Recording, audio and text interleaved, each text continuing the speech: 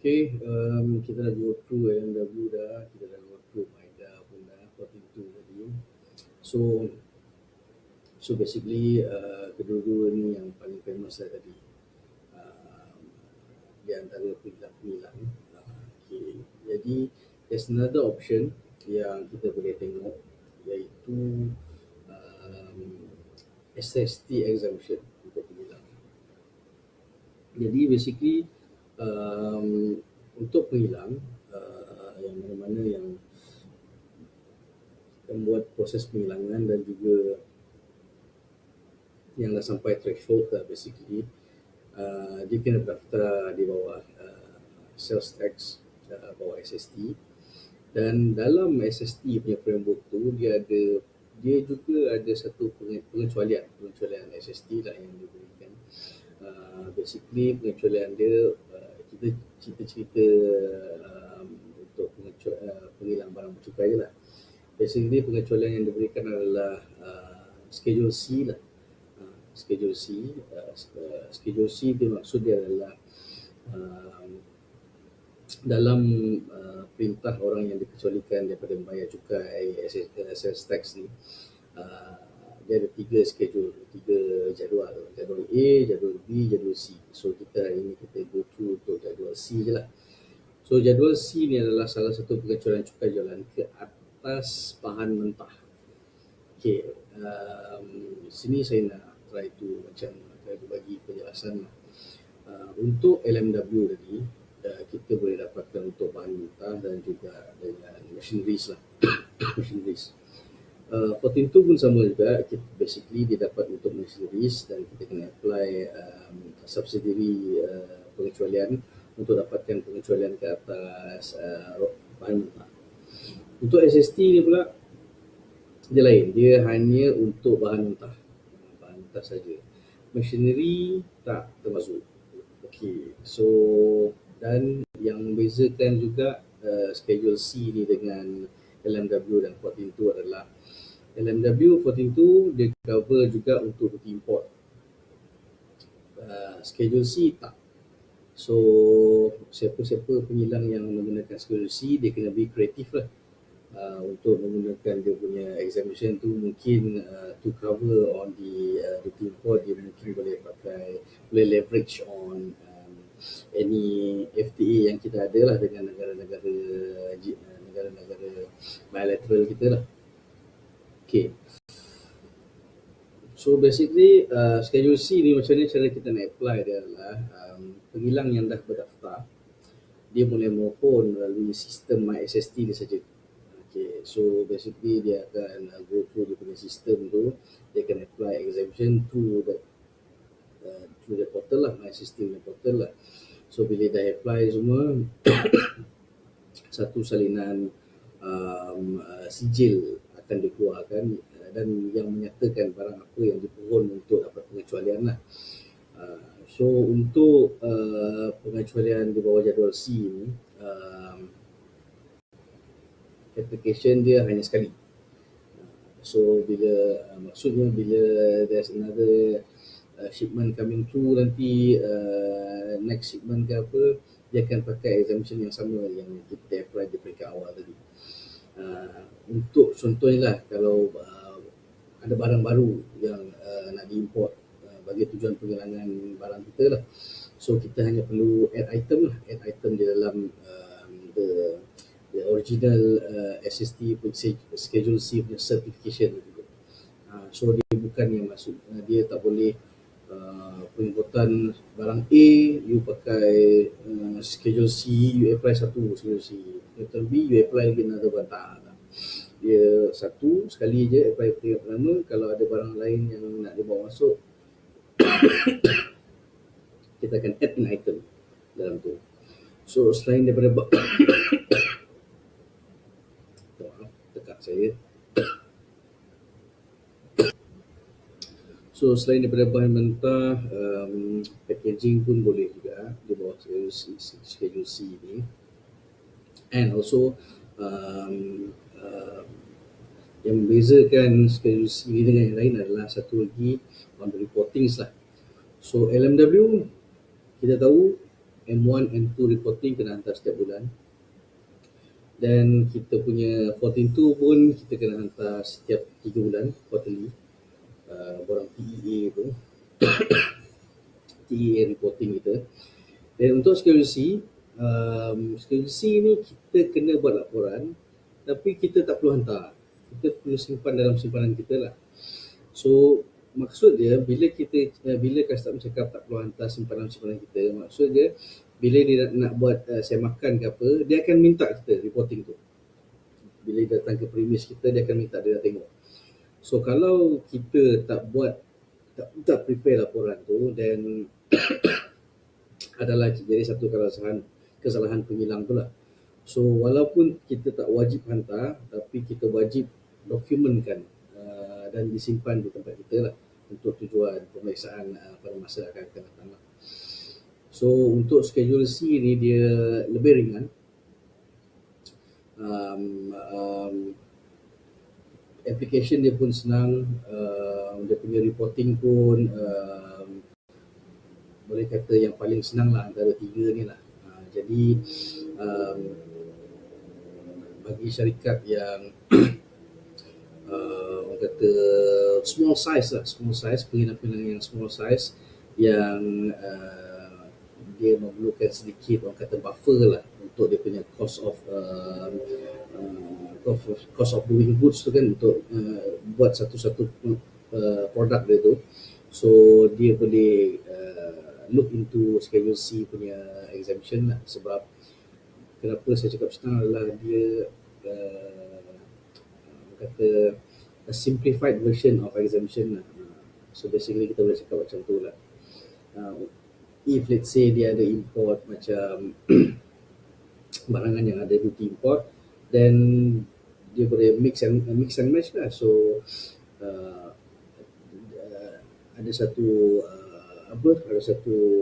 syarikat di luar sana, small size punya manufacturer, dia import barang banyak, and ada certain goods yang dia import ada duty import. Jadi what they did is they leverage on FTAs lah. Contohnya kalau kita beli daripada rantau siblings kita ni kita ada A3, kita ada borang A3. Kalau kita beli daripada China contohnya, kebanyakan barang sekarang kan daripada China, so kita boleh leverage on RCEP ataupun Action China punya FTA, and kita boleh tengok lah mana-mana lagi yang sourcing country kita tu.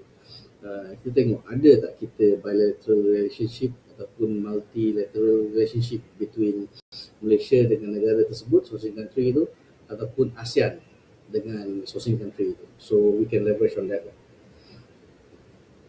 So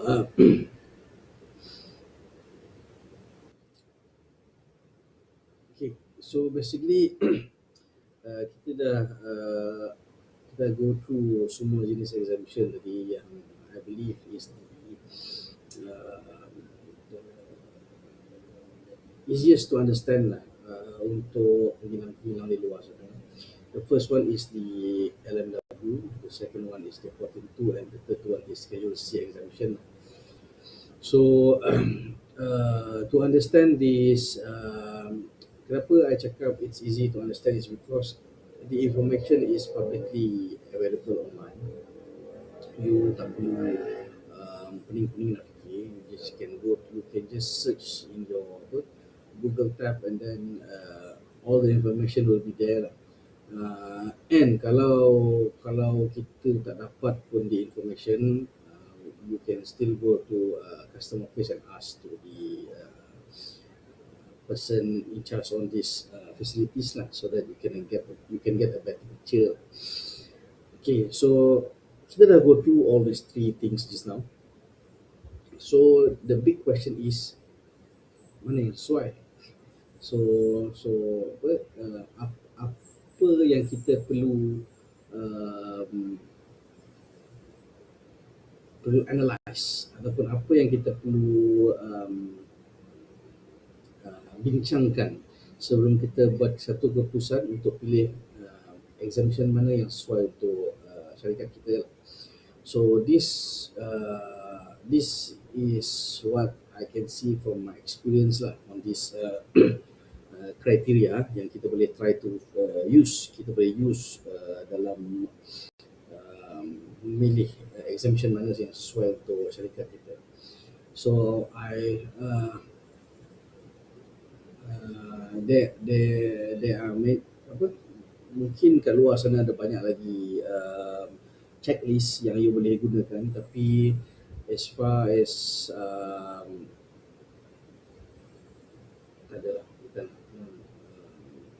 So far yang I gunakan adalah my 5 rules lah on how do you determine which exemption facility is best for you, for your company lah. Okay. The first one kita kena tahu yang the first one lah, yang golden rule kita lah is how much will you'll be exporting in next 1 year or 2 years.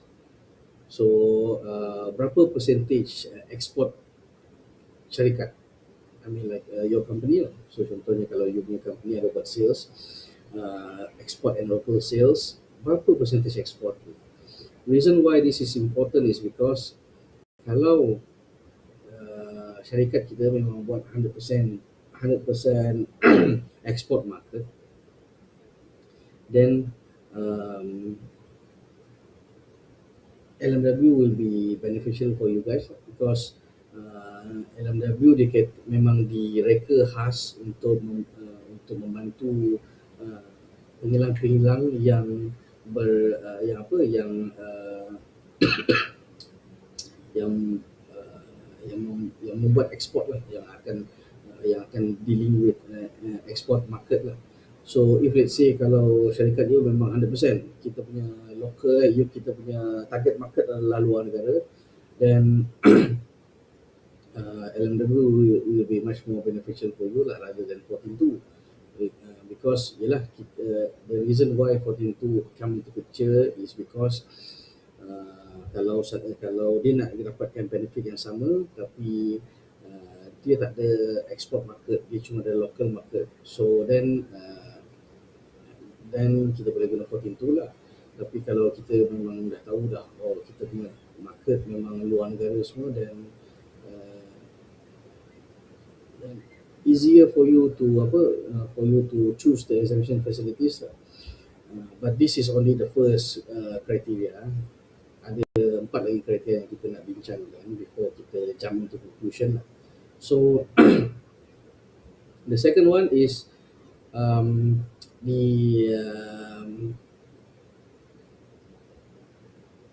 how do you say that? Analisa barang-barangan yang you akan bawa masuk.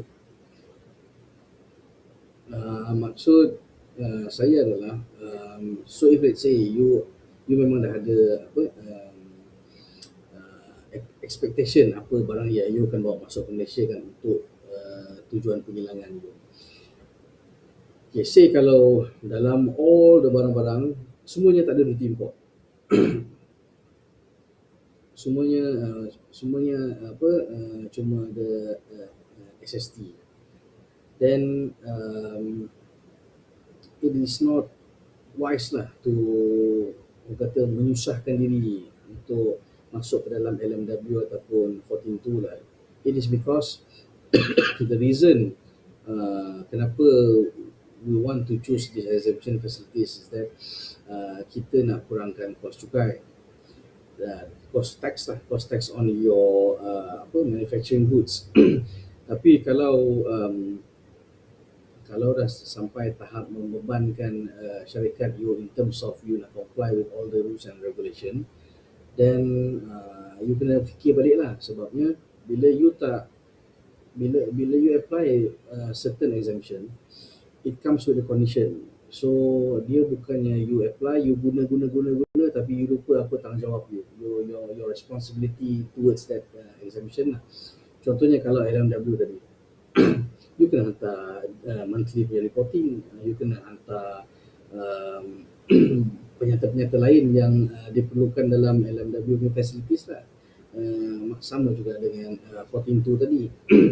Tapi kalau you dah analyse barang tu dan you tak ada keperluan pun untuk exemptkan duty import, you hanya ada masalah dengan SST bila import, then you choose the simplest one lah. So the simplest one will be Schedule C lah, because kita nak kurangkan kos je. Kita bukannya nak lesen tu untuk tunjuk yang kita gah sebab ada lesen tu, unless that's the reason, and then it's a different story lah. Tapi kalau dari sudut pandangan nak kurangkan kos cukai untuk barang-barang yang dibawa masuk, then let's say dia ada SST saja, then you can go for itulah Schedule C lah. And macam I cakap sebelum ni macam saya cakap sebelum ni, kalaulah pun ada barang-barang yang berkaitan dengan duty import, then we can leverage on FTAs lah.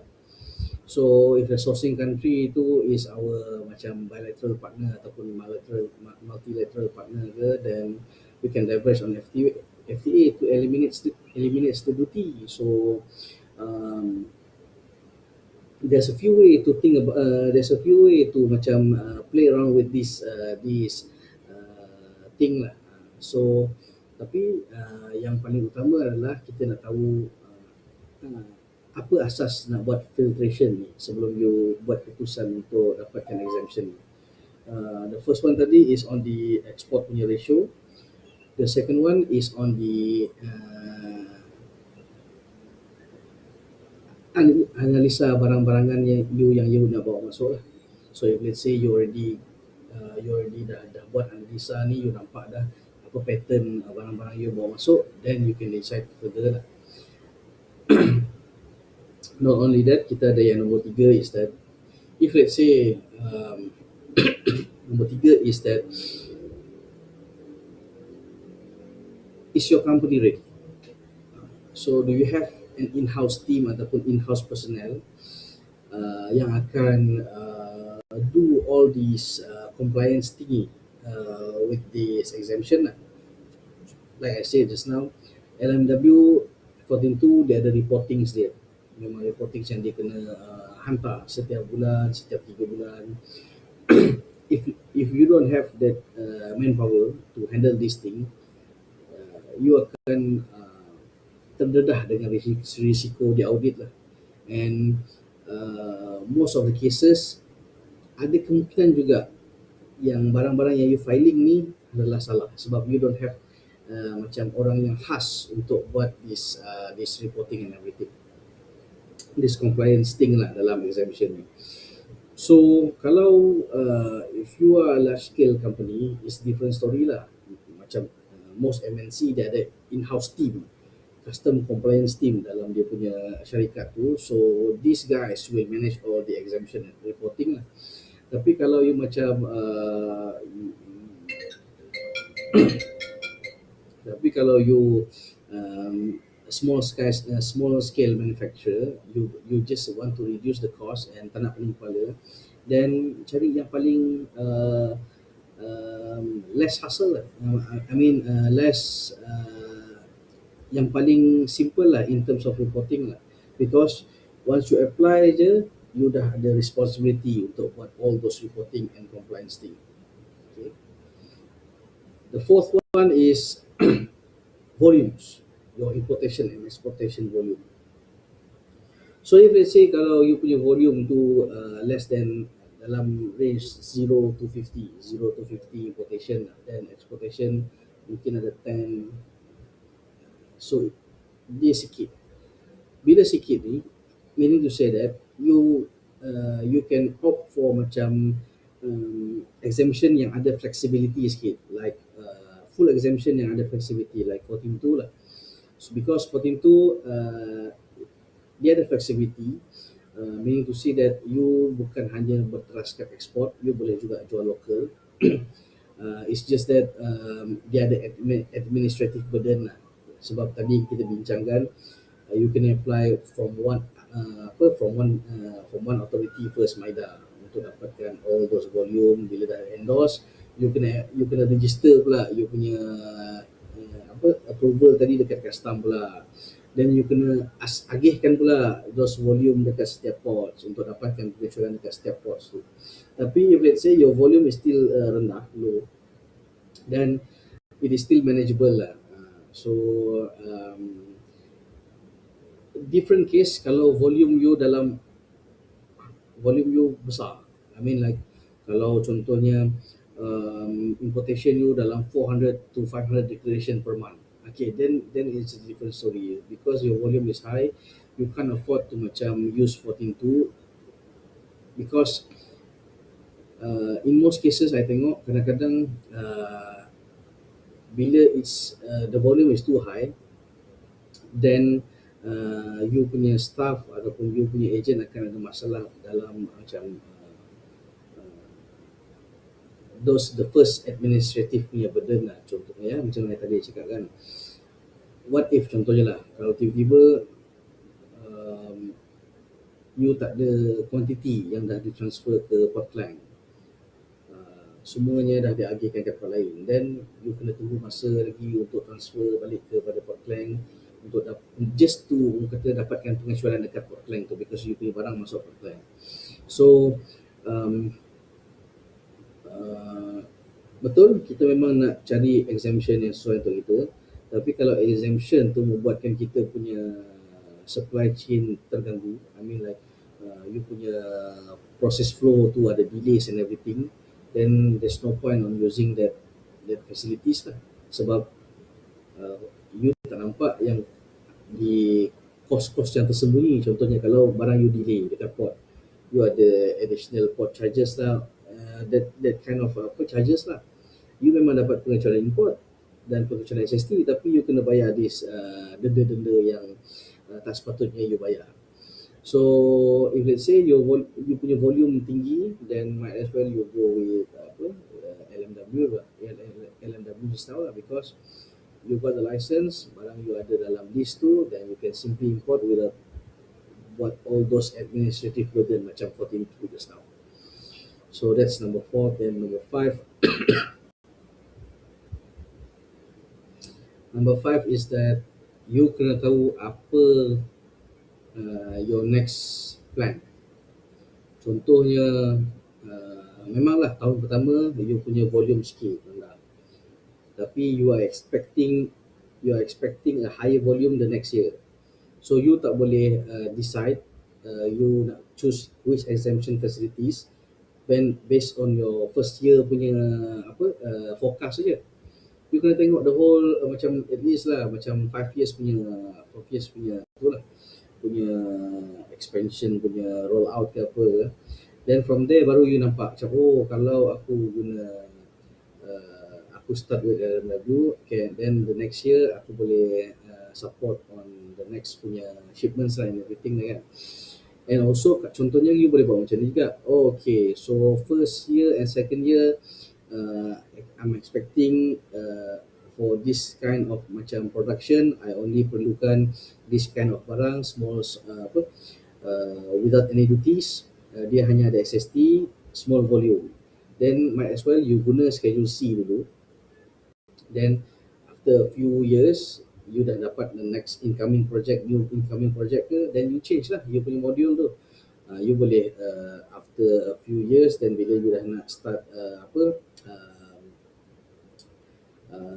orang kata start picking up in the market, then you boleh change lah, you boleh masuk LMW ke apa ke yang sesuai dengan you punya that forecast lah. Exemption ni you tak boleh tengok dia as macam I apply dulu, nanti yang belakang-belakang nanti I fikir. Dia akan jadi macam beban kepada you kemudian. Contohnya, say lah, ini I cerita contoh lah. Say kalau macam contohnya macam last time we have COVID ni, then all those industri yang famous waktu COVID tu sarung tangan, say lah sarung tangan. Contohnya industri sarung tangan kita kebanyakannya LMW facility sebelum ni dekat Malaysia. Then during COVID itu kebanyakan barang-barang PPE ni tak boleh dijual keluar negara. Dia hanya boleh dijual di dalam negara because to support our local people dulu lah. So this company memang memang best lah. Dia punya apa, dia orang kata sales dia skyrocket, tapi dia lupa during this period dia dah hilang kontak-kontak dia, pembeli-pembeli dia luar negara. So when COVID habis, then apa, ekonomi return back to normal kan. So LMW facility tadi, dia punya supposedly dia punya ratio is 80-20 kan. Tapi disebabkan kerajaan tadi dah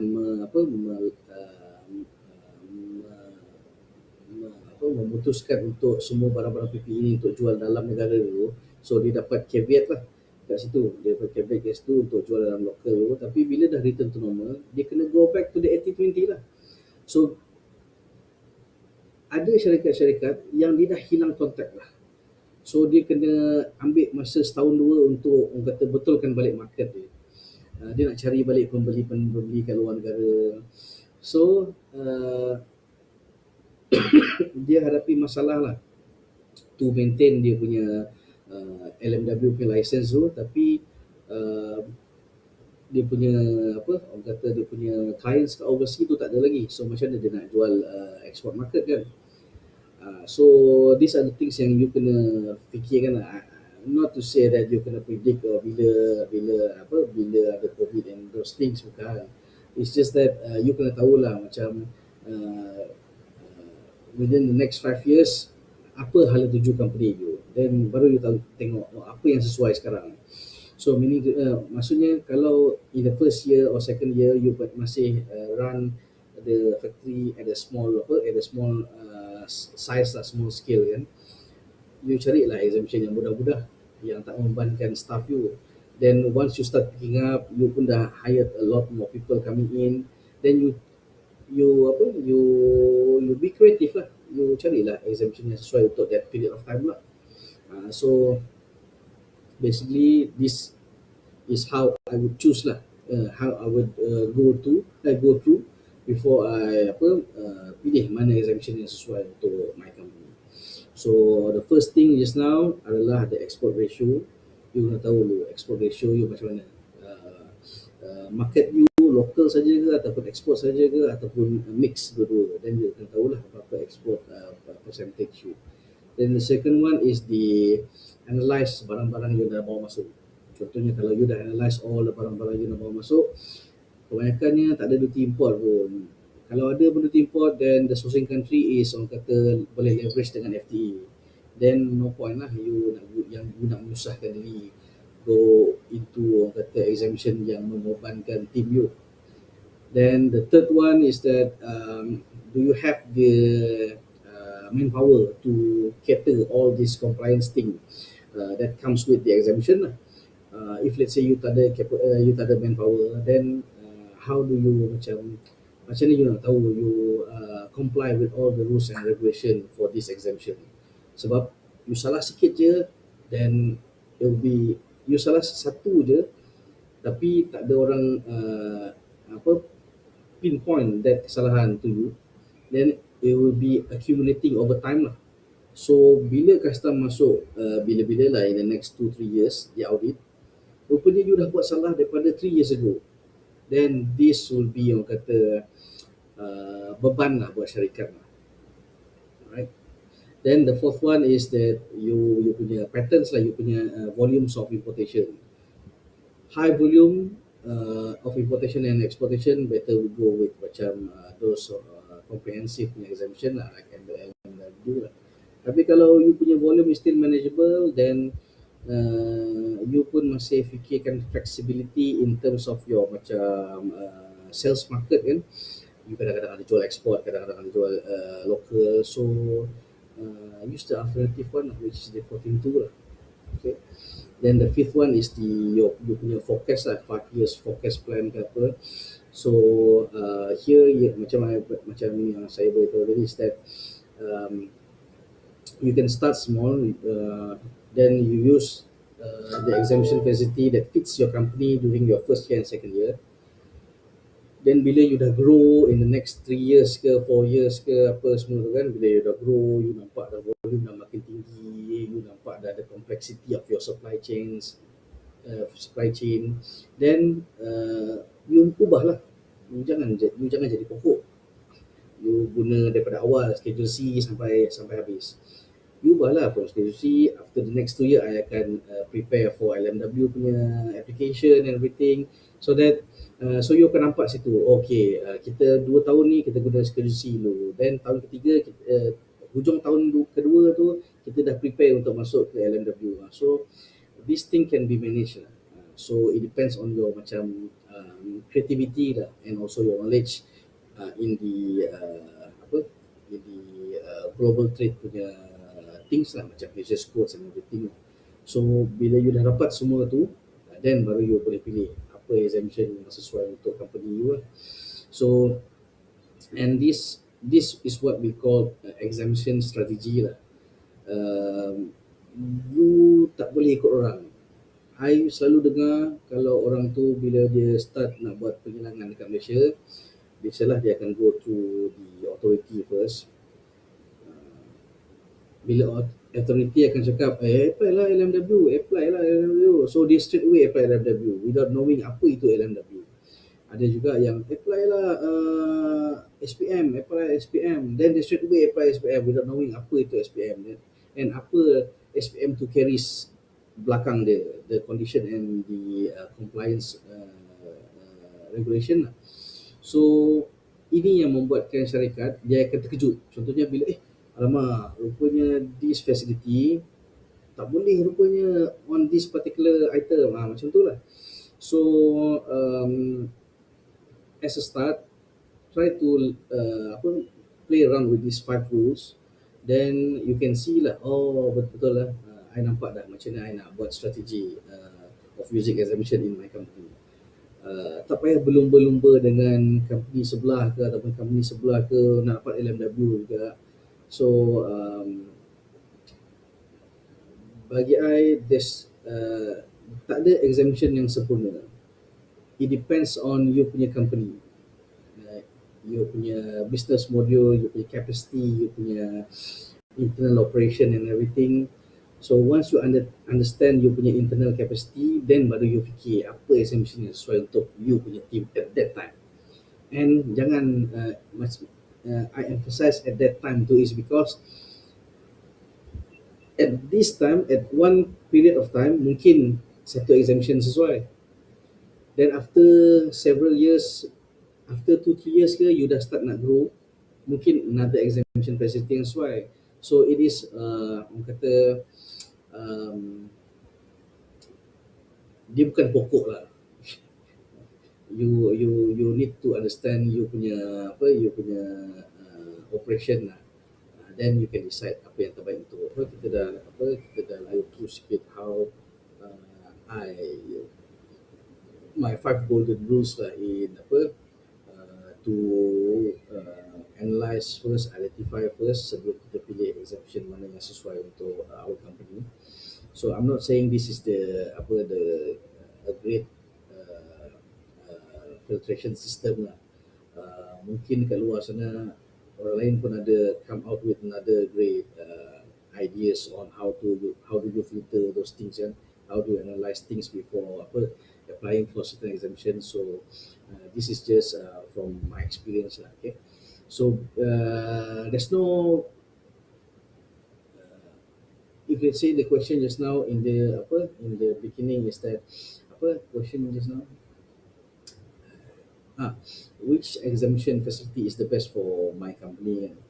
So for me, tak ada exemption yang sesuai untuk company. It depends on your company itself. So government dah setaraikan banyak jenis exemption dekat yang kita bagi dekat industri. So it depends on your company pula. Analyze yourself first before picking up the exemption facility lah. Dan you tak boleh ikut you punya peers in your industry ataupun you punya competitors. Kalau competitors you pakai LMW, you pun nak pakai LMW juga. Tapi you punya barang and you punya barang and you punya peers punya barang bukan sama pun. So you need to understand that first lah, right?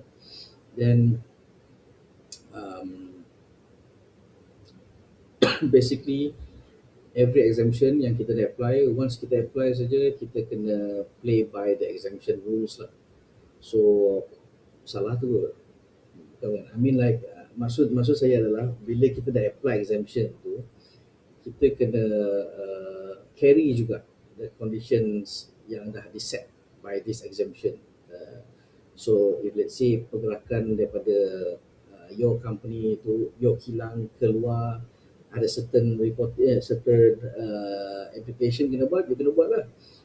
Ataupun barang-barang yang dibeli tidak boleh dijual beli tanpa proses penghilangan, then you kena ikut lah. Sebab if let's say you tak follow, contohnya LMW, you can do tradings if you are using LMW punya facility. Kalau you buat juga trading, contohnya you beli barang, alamak barang tak sama spek lah, you jual dekat local market lah, then sebenarnya benda tu dah salah. So you need to know apa condition yang dah di set out untuk you lah, if you are using that kind of facilities lah. And sama macam I cakap just now, kita nak exemption facility, tapi kita kena fikir juga our supply chain lah. Kalau disebabkan this exemption facility, you delay you punya barang masuk ke dalam Malaysia, and then you kena other hidden cost, then no point get this exemption kan. So you need to know kalau volume you terlampau tinggi, then ada certain facility tak sesuai untuk you because of the administrative punya burden. So analyze that first lah, understand how it works on ground before you try to masuk into that apply for that exemption. Then every exemption macam I cakap tadi, it comes with a condition and it comes with its own rule and regulation. So siapa yang akan datang check? So custom yang akan datang check lah all these things lah. You comply tak dengan all the exemption, all the condition that is being given to you under this exemption. How do you comply it?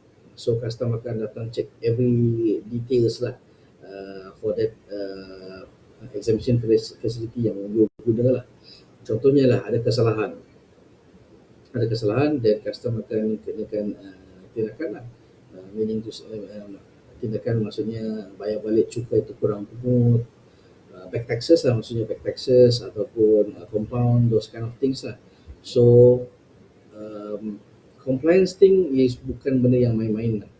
So if let's say you dah ambil satu exemption facility and you tak peduli hal compliance, memang hari ni you tak kena. Kebanyakan syarikat macam tu lah. Saya tak pernah kena, custom tak pernah datang ke tempat saya, mungkin sebab saya okey kot.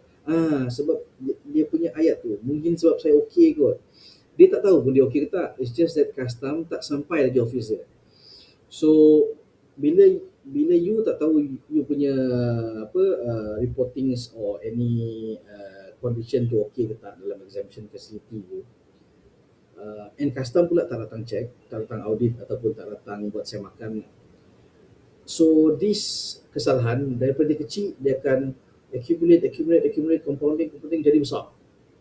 Then after 3 years, custom pun datang. Time tu dah terlambat dah. You dah tak sempat nak betulkan dah. You tak boleh nak cakap, saya tak perasan lah dulu tuan, sebelum ni saya dah salah. Tak ada chance lah nak cakap macam tu.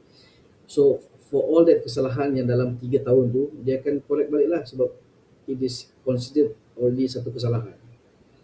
So my advice is that if let's say contoh macam LMW is a strict condition punya facility kan, reporting dia hantar setiap bulan, you pun kena check juga setiap bulan ataupun check setiap 3 bulan. 14.2 reporting dia setiap 3 bulan, you kena check lah setiap 3 bulan ataupun setiap 6 bulan. So it depends how you do macam in-house punya compliance checking lah. Jangan you assume everything is going okay, then one day bila custom datang check and you find out rupanya ada kesalahan dan lama dah buat kesalahan ni, then it's already too late lah. You tak boleh patah balik ke belakang. You need to macam bayar balik lah apa yang dah salah tu. And again I say, choosing exemption punya facility ni is a strategic thing. You can't simply macam choose without planning. You can't simply choose without knowing apa you punya operation strategy ataupun you punya company strategy within 1 years, 2 years ataupun 5 years ahead. You kena do an assessment first. Buat satu assessment dulu, internal assessment, untuk tengok mana exemption yang sesuai untuk you. Kalau you tak buat assessment and you salah pilih, there's no turning back lah. So so be careful and be mindful lah bila if you are looking to apply for an exemption ataupun you are already having you dah ada gunakan exemption, so you kena start figure out lah macam mana you nak buat in-house punya compliance, check-ins ataupun internal audits dulu ke, untuk tengok betul tak exemption yang you pakai tu, betul tak cara yang you, betul tak the whole year punya proses tu. Sebab kadang-kadang contohnya lah, kalau ada you rasa you betul buat all the compliance thing inside your exemption, tapi custom see otherwise. Ada angle-angle yang you tak nampak tapi dia nampak. So these are the things that you need to be careful and also be mindful lah when you are using exemption lah, ataupun when you are planning to get an exemption. And I think that's all for today. This is our second video. We are trying, if let's say ada comment ataupun ada anything that we need to improve, just leave a comment below. If you have any questions on custom and also SST, leave a comment below. We will try to answer it in a video, or we will try to answer it in a shorter version punya video lah. Rasa sunyi hari ni, Mr. T tak ada. I hope dia bercuti dengan baik dengan keluarga dia. So in the next session mungkin dia datang balik ataupun masih cuti, I'm not sure. Tapi I hope he datang balik lah, sebab sedih sebenarnya cakap sorang-sorang ni. Okay. Right, okay, till next time. I'm still new to this. Okay, bye.